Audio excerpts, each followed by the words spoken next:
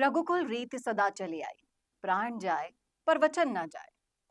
ये वचन आपने रामचरितमानस में तो हजारों बार सुना होगा, लाखों बार सुना होगा। लेकिन इस वचन के पक्के क्या किरोड़ीलाल मीणा भी निकलेंगे?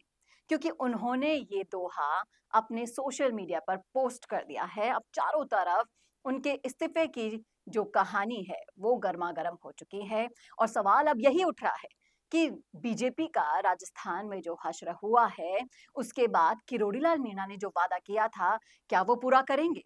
उधर से विपक्ष भी इनके वादे पर चुटकियां लेने पर लगा हुआ है। तो इस सवाल का जवाब इस वीडियो में हम आपको देने वाले हैं। और क्यों राजस्थान में बीजेपी का ये हाल हुआ, इस पर भी हम चर्चा करने वाले हैं इस वीडियो में, इसलिए बने रहेगा आखिर तक मेरे साथ। नमस्कार, मैं हूं चेतना शर्मा। आप देखना शुरू कर चुके हैं संवाद। संवाद भारत का, भारत के लिए।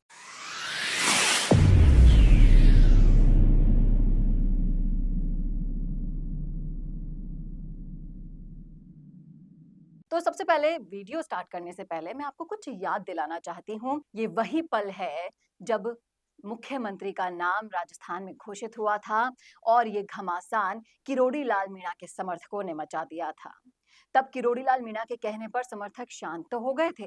ये बवाल खूब दिनों तक सोशल मीडिया पर भी चला था, लेकिन अब इसका जवाब जनता ने दे दिया है। क्योंकि बेशक किरोड़ीलाल मीणा भूल गए हों उनके साथ किया गया जो बीजेपी ने, लेकिन उनके समर्थकों ने, उनके समाज के लोगों ने, उनको फॉलो करने वाले लोगों ने ये हश्र नहीं भुलाया। और उसी का परिणाम है राजस्थान के लोकसभा चुनाव में जो बीजेपी का हश्र हुआ है वो। लोगों का भर भर के समर्थन इसको मिला है लोकसभा चुनाव में। आप देख सकते हैं किस तरीके से बीजेपी की जो हैट्रिक लगने के सपने थे वो धराशायी हो गए, चकनाचूर हो गए। और अब लोग इस मुद्दे पर अपनी अलग-अलग राय रख रहे हैं। कुछ लोगों का कहना है कि समाज को जिस तरीके से जगाने की कोशिशें की गई किरोड़ीलाल मीणा के अपमान का बदला लेने के लिए, वो कहीं न कहीं साकार होती हुई दिखाई दी राजस्थान में। और कई लोगों का मानना है कि बाबा आपसे तो बैर नहीं था, लेकिन बीजेपी से ज़रूर था, क्योंकि बीजेपी ने आपके साथ जो किया वो कतई बर्दाश्त आप तो कर सकते हैं, लेकिन हम नहीं कर सकते हैं। लोग इसी तरह से कह रहे हैं कि इस्तीफा देने का हक आपको नहीं है, बल्कि सीएम को इस्तीफा देना चाहिए था, क्योंकि ये उनकी परफॉर्मेंस है। और जिस तरीके से ये बयानबाजी अब और तेज होती जा रही है, लोगों का कहना है कि मीणा समाज के लिए गौरव के तौर पर किरोड़ीलाल मीणा को माना जाता है। और किरोड़ीलाल मीणा जिंदाबाद थे, हैं और रहेंगे। लेकिन उनके अपमान का बदला लेकर उन्होंने ज़रूर ये साबित कर दिया है कि सत्ता किसी की मुट्ठी में आप नहीं ले सकते हैं। आपको जनता सर्वोपरि है ये मानना होगा। और जनता हर चीज़ को नोट कर रही थी, ये आपको देखना होगा।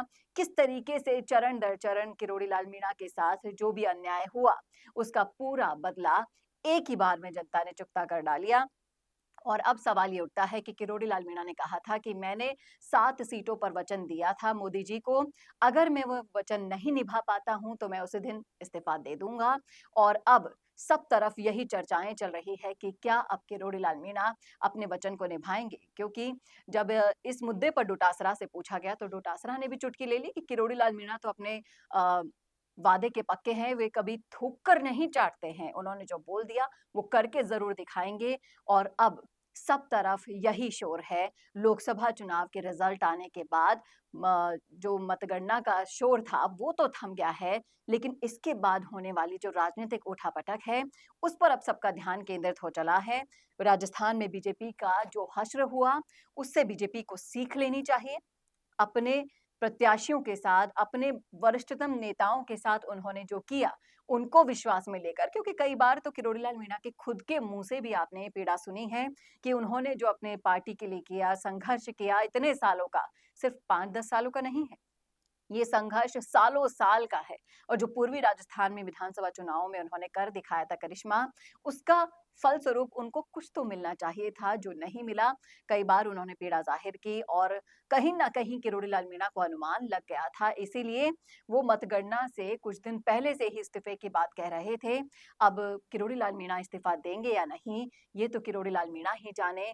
लेकिन सत्ता के मद में चूर होकर जिस तरीके से जनता ने घमंड तोड़ा है बीजेपी का, वो वाकई में सोचने लायक है। समीक्षा की बैठक अगर करनी है तो इस मुद्दे पर करनी चाहिए कि आखिर ऐसा क्या हुआ कि 370, राम मंदिर, मोदी जी फैक्टर सब धराशाही हो गए।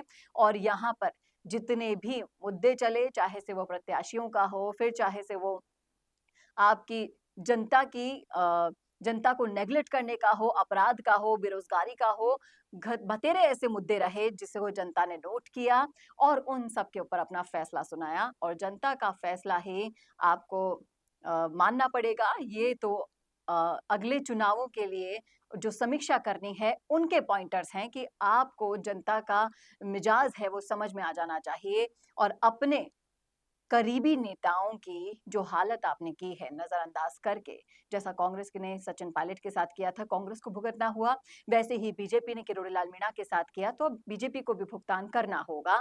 तो ये तो थी हमारी राय, आपकी क्या है कमेंट करके जरूर बताइएगा कमेंट बॉक्स में। और कैसा लगा वीडियो ये जरूर बताइएगा। क्या आप भी यही सोचते हैं जो हम सोचते हैं? बताइएगा जरूर। क्या आपके विचार हमसे मिलते जुलते हैं? सब कुछ लिख डालिएगा कमेंट बॉक्स में। और ऐसे ही और वीडियोस के लिए देखते रहिए संवाद भारत का, भारत के लिए।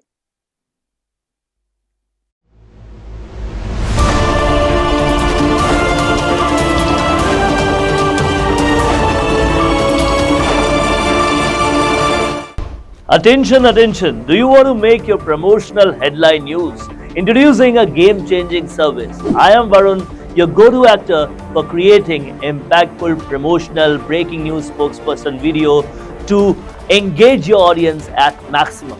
I specialize in dynamic, attention-grabbing breaking news videos that deliver your message with images, videos, logos, dynamic backgrounds, and suitable attires. Whether it's a product launch, a special offer, or a brand announcement, all will be done according to your needs. But here's the best part. It's not just about the visuals. It's about everything from idea to scripts, shoots to edit, and last but not the least, delivering quality video on time. Don't miss out on this exclusive opportunity. Book my gig now on Fiverr and let's make your promotion go viral.